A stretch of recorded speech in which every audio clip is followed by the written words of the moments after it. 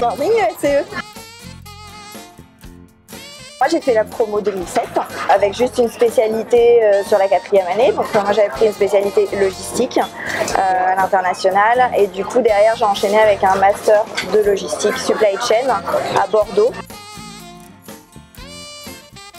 Oui, alors à 2 reprises, moi je suis partie en 2e année à Cordoue en Espagne et en 4e année, donc les premiers 6 mois, je suis partie au Canada, à Montréal.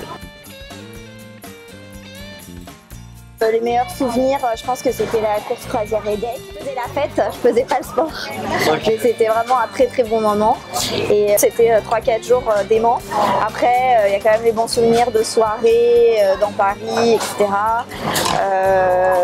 Les week-ends organisés justement, soit avec les assos, soit justement avec la promo entière.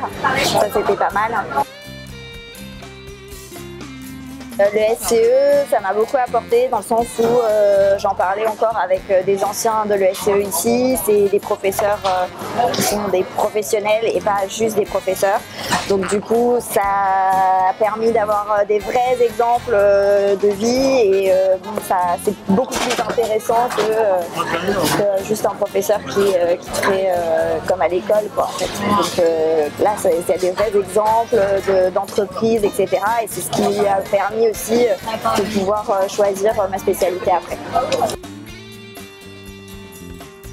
J'ai fait mon stage aux Galeries Lafayette à Paris, à l'entrepôt de Bussy-Saint-Georges, et juste après, en fait, j'ai été embauchée à Monoprix dans le département logistique.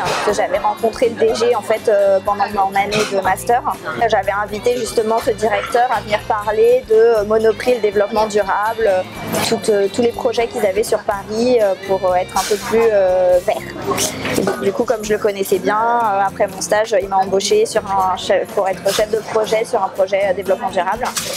Et après, j'ai enchaîné 7 ans chez Monoprix, où j'ai fait 3 postes. J'ai fait un poste de chef de projet. Après, j'ai basculé à la centrale à Clichy, où j'ai fait un poste d'approvisionneur en maison loisirs. Et après, j'ai rebasculé ma dernière année sur un poste de chef de projet, analyste process aux achats, avant d'apprendre que voilà, on avait une possibilité pour partir à l'étranger avec mon conjoint. Et donc, du coup, voilà, j'ai quitté Monoprix pour venir à Hong Kong.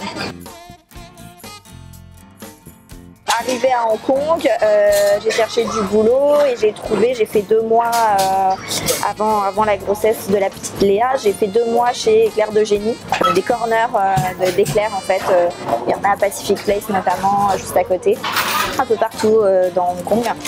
Et donc c'était au début de la création, la boîte avait 4 mois et donc j'ai été prise pour être responsable opérationnelle, donc avec la cuisine et responsable des magasins. Et après, bah voilà, je me suis occupée de Léa.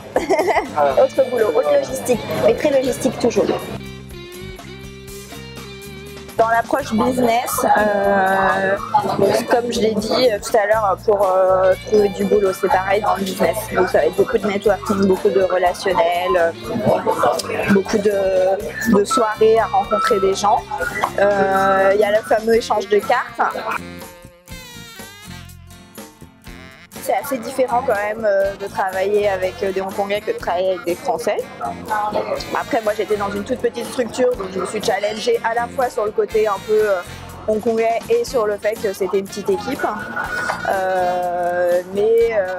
Voilà, les Hongkongais, c'est des Asiatiques qui respectent beaucoup les process.